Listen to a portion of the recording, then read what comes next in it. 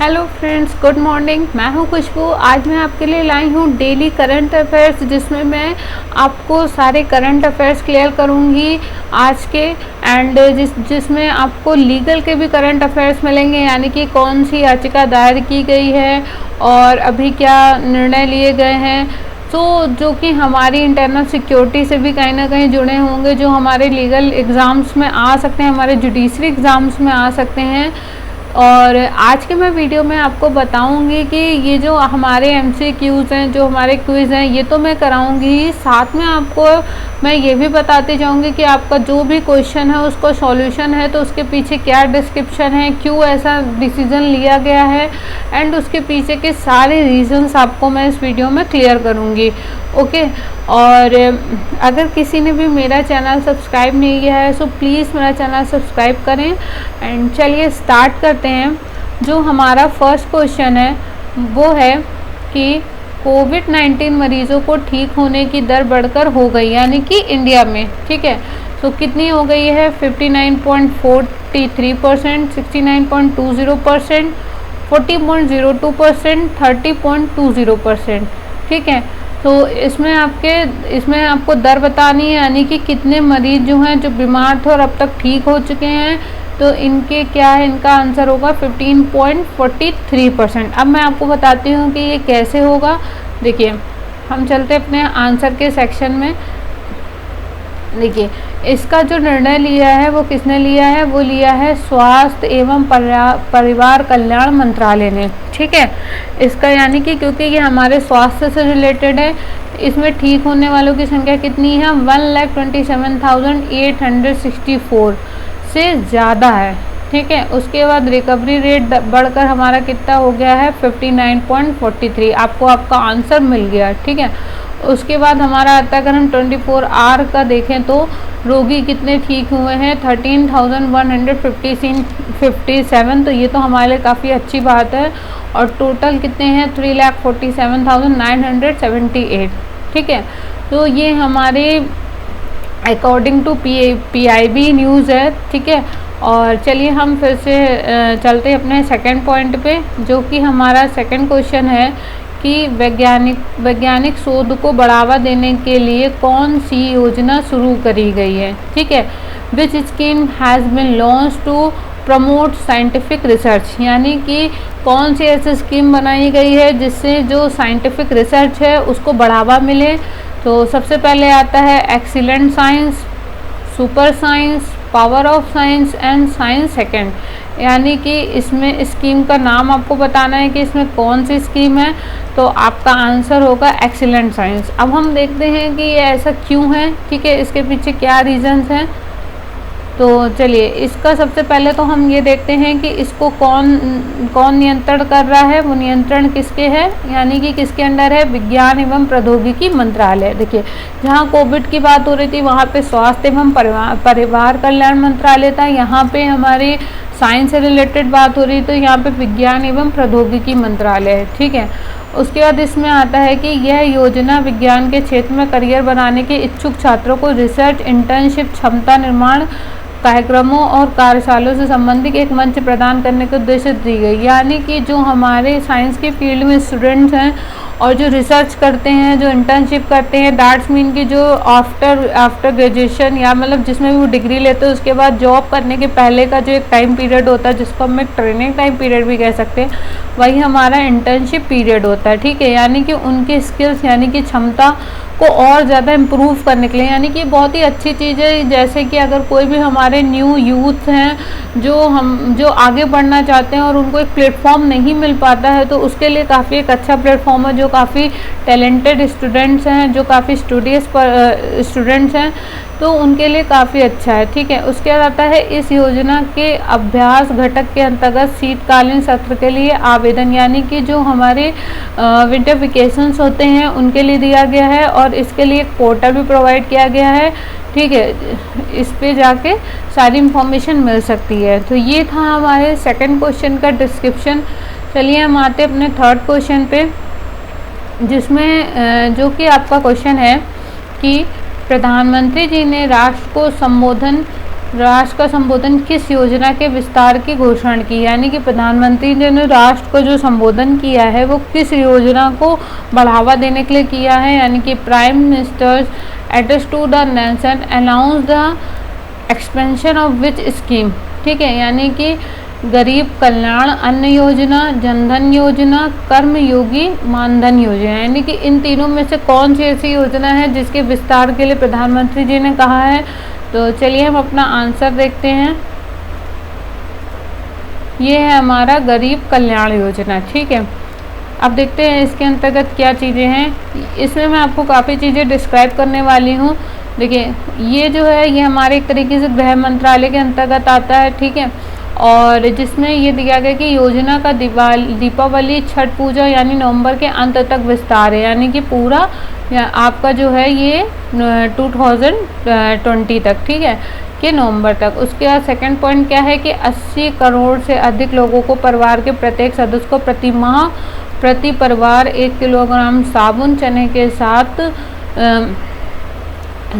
चने के साथ 5 किलोग्राम मुफ्त गेहूं चावल प्रदान किया जाएगा। और प्रधानमंत्री जी ने योजना को संभव बनाने का श्रेय कठोर परिश्रम करने वाले किसानों और ईमानदार करदाताओं को दिया है। उसके बाद आता है प्रधानमंत्री गरीब कल्याण योजना लाई, जिसके अंतर्गत गरीबों के लिए 1.75 लाख करोड़ रुपए के पैकेज की घोषणा की है, ठीक है।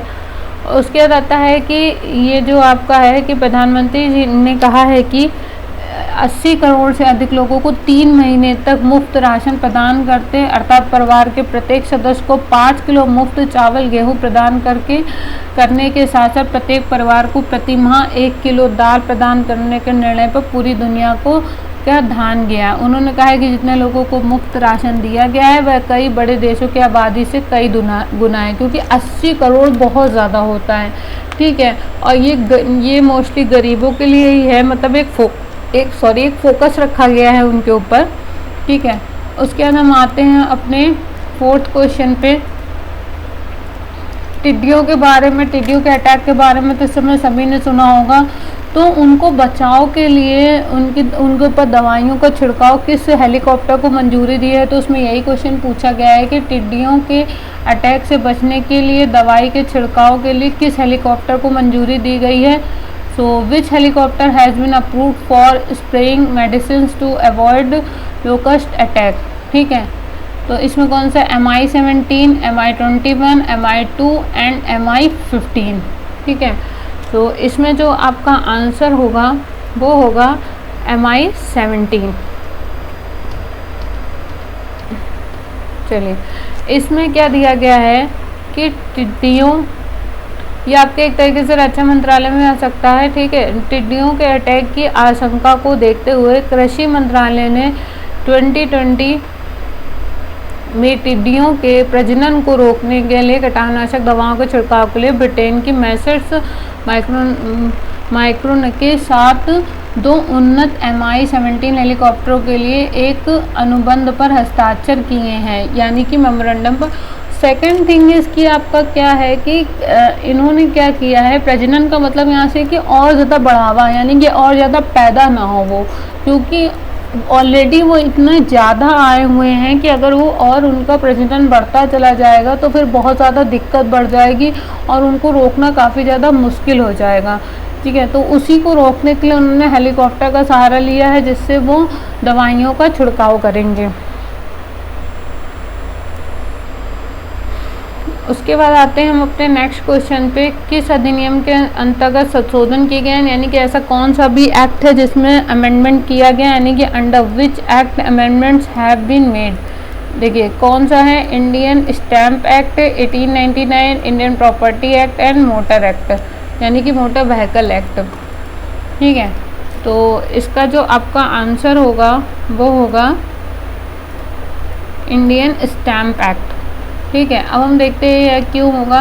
जैसा कि यहाँ पे दिया गया है कि राज्यों को किसी एक प्रपत्र पर एक ही एजेंसी यानी कि स्टॉक एक्सचेंज या उसके द्वारा अधिकृत क्लियरिंग कॉर्पोरेशन के जरिए तो वह डिपॉजिटरी द्वारा एक ही स्थान पर प्रतिभूति बाजार के प्रपत्रों पर स्टाम्प ड्यूटी का संग्रह करने में सक्षम बनाए जाते हैं। यानी कि बहुत ज़्यादा चीज़ें कॉम्प्लिकेटेड ना हो के एक ही जगह पर हो, जिससे काफ़ी ज़्यादा मतलब एक होता है ना कि लोग परेशान हो जाते हैं और काफ़ी ज़्यादा डेटाबेस भी हो जाता है। तो उसी को कम करने के लिए उन्होंने इसीलिए इसमें अमेंडमेंट किया हुआ है। और ये कब लागू होगा? ये लागू होगा 1 जुलाई आपका 2020 को ये प्रभावी हो जाएगा।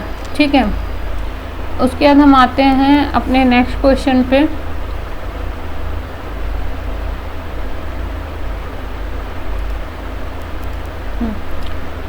ECLGS के अंतर्गत स्वीकृत हुए कर्ज यानी कि इसके लोन, ठीक है, तो इसके अंतर्गत कौन सा कर्ज वो हुए हैं, क्या कहते हैं, स्वीकृत किए गए हैं। कितना कर्ज मतलब कि स्वीकृत किया गया? 1 लाख करोड़, 50 लाख करोड़, 50,000 लाख एंड 2 लाख करोड़। तो इसमें कितना कर्ज आपका हुआ है? इसमें आपका कर्ज हुआ है 1 लाख करोड़। ठीक है, तो चलिए इसको हम देखते हैं।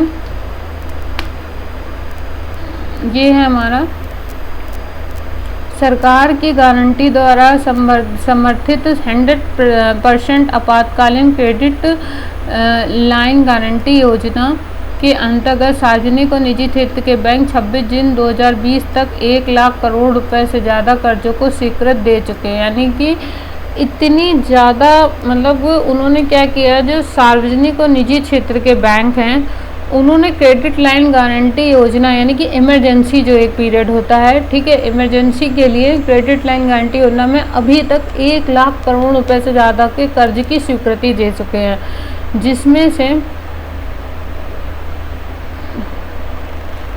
45,000 करोड़ रुपए के कर्ज को वितरित किए जा चुके हैं। यानी कि मंजूरी 1 लाख करोड़ रुपए को दी है, लेकिन अभी तक वितरित कितने किए गए हैं? 45,000 करोड़। ठीक है, उसके बाद इससे लॉकडाउन के बाद 30 लाख से ज़्यादा SME यानी कि जो स्मॉल एंड मीडियम इंटरप्राइजेस होते हैं, इकाइयों और अन्य उपक्रमों को अपना कारोबार फिर से शुरू करने में सहायता मिलेगी। यानी कि क्रेडिट का मतलब क्या होता है? एक उधार देना। ठीक है, तो ये एक इमरजेंसी पीरियड में जो उधार दिया गया है बैंक के द्वारा, तो उससे जो स्मॉल एंड मीडियम इंटरप्राइजेस हैं उनको जो अभी कोविड-19 में और लॉकडाउन की वजह से काफ़ी लोगों का जो काम है वो बंद हो चुका है, तो उसी को आगे बढ़ाने के लिए ऐसी योजना की गई है। चलिए उसके बाद हम आते हैं कि गृह मंत्री श्री अमित शाह जी ने प्रधानमंत्री गरीब कल्याण अन्न योजना का विस्तार कर गरीबों को कब तक मुफ्त राशन देने के लिए प्रधानमंत्री मोदी का अभिनंदन किया। ये तो अभी मैंने बता ही दिया था कि नवंबर 2020, दिसंबर 2020, मार्च 2021, अक्टूबर 2020, ये तो अभी मैंने बताया था। तो आपका आंसर क्या होगा? नवंबर। ठीक है, जो अभी मैंने बताया था दीपावली, छठ पूजा। और उसके बाद हम आते हैं केंद्रीय मानव संस्थान विकास मंत्री ने एक वर्चुअल कार्यक्रम में प्रोग्रामिंग एवं डेटा साइंस विषय का पहला कौन सा पाठ्यक्रम लॉन्च किया है? The union human resource development minister launch the world's first course in programming and data science in virtual program, BSc degree, BCom degree, IT and computer certificate. तो इसमें जो उन्होंने किया है वो किया है BSc डिग्री के लिए। अब हम जानते हैं इसके पीछे क्या पर्पस है। ठीक है, तो इसमें क्या है कि केंद्रीय मानव संस्थान यानी कि ये किसके अंतर्गत आता है? केंद्रीय मानव संस्थान विकास मंत्री जी कौन है? हमारे मंत्री श्री रमेश पोखरियाल। ठीक है, निशांक ने आज एक वर्चुअल समारोह में प्रोग्रामिंग एवं डेटा साइंस में विश्व का पहला ऑनलाइन प्रोग्रामिंग एवं डेटा साइंस हमारा किससे कनेक्ट होता है? एक तरीके से अगर हम देखें तो हमारे कंप्यूटर से कनेक्ट होता है। ठीक है, डेटा हमारा डेटाबेस क्या होता है? प्रोग्रामिंग जो कंप्यूटर वगैरह पे होती है, कोई चीज़ें जो प्रोग्राम होती हैं, प्रोग्राम का मतलब क्या होता है? जो चीज़ एक तरीके से सेट होती है। ठीक है, और उसके बाद होता है डिग्री प्रोग्राम लॉन्च किया है। और इस पाठ्यक्रम को भारतीय प्रौद्योगिकी संस्थान मद्रास IT मद्रास ने पेश किया। यानी किसने पेश किया? ये भी एक PT फैक्ट हो सकता है आपका कि किसने पेश किया है, तो मद्रास ने। ठीक है, जिसने NIRF की भारत रैंकिंग 2020 में पहला स्थान हासिल किया है। ये भी आपका एक PT फैक्ट हो सकता है कि NIRF की भारत रैंकिंग 2020 में किसने पहला स्थान पारित किया है? तो मद्रास ने। यह पाठ्यक्रम उन छात्रों के लिए जिन्होंने 10वीं कक्षा के स्तर पर अंग्रेजी और गणित की पढ़ाई के साथ 12वीं कक्षा उत्तीर्ण कर ली है और किसी भी संस्थान में अंडर ग्रेजुएट पाठ्यक्रम में दाखिला लिया है। ठीक है,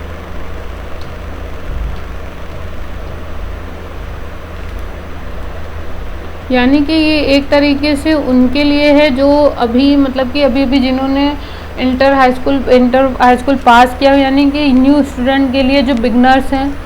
तो चलिए हम अपने नेक्स्ट क्वेश्चन पे चलते हैं कि हाथियों की संख्या किस राज्य में बढ़ी है? Which state had the largest number of element? तो किस राज्य में बढ़ी है? यहाँ पे ये गलत हो गया है। ठीक है, उत्तराखंड, उत्तर प्रदेश, MP और राजस्थान। यहाँ पे इसका सेंस है कि बड़ी है। ठीक है, तो इसमें क्या आता है आपका? उत्तराखंड। ठीक है, उत्तराखंड में 10% हाथियों की संख्या बढ़ चुकी है। उसके बाद हम आते हैं अपने नेक्स्ट क्वेश्चन पे। नेक्स्ट क्वेश्चन है हमारा कि केंद्र ने किस क्षेत्र को आसान क्षेत्र घोषित किया है? Nagaland, Jammu, Ladakh and China border. तो नागालैंड, ये हमारे एक लीगल इंफॉर्मेशन से, लीगल जीके से भी रिलेटेड है।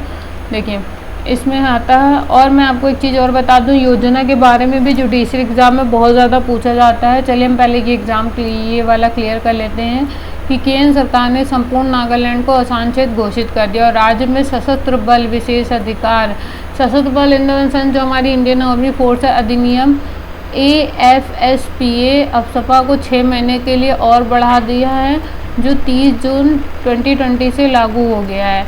एंड AFSPF की धारा 3 के अनुसार अगर राज्य या केंद्र शासित प्रदेश के प्रशासक को यह लगता है कि पूरे राज्य में या उसके कुछ हिस्से में अशांति है, तो वहाँ स्थिति खतरनाक है, तो वह सशस्त्र बलों की तैनाती आवश्यक है।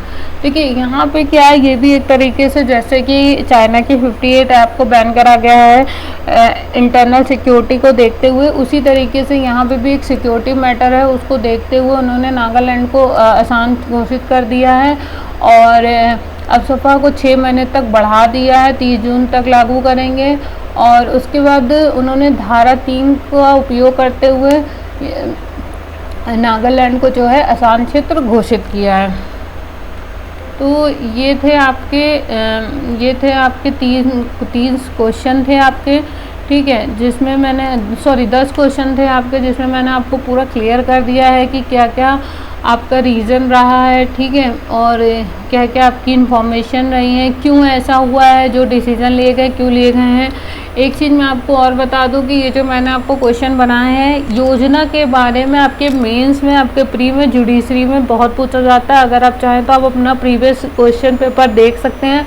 तो इसीलिए मैंने योजना के क्वेश्चन पे बहुत फोकस किया गया है। और इंटरनल सिक्योरिटी से रिलेटेड भी आपके लीगल में क्वेश्चन पूछे जाते हैं, जैसे कि अभी ये नागालैंड को आसान क्षेत्र घोषित किया गया है।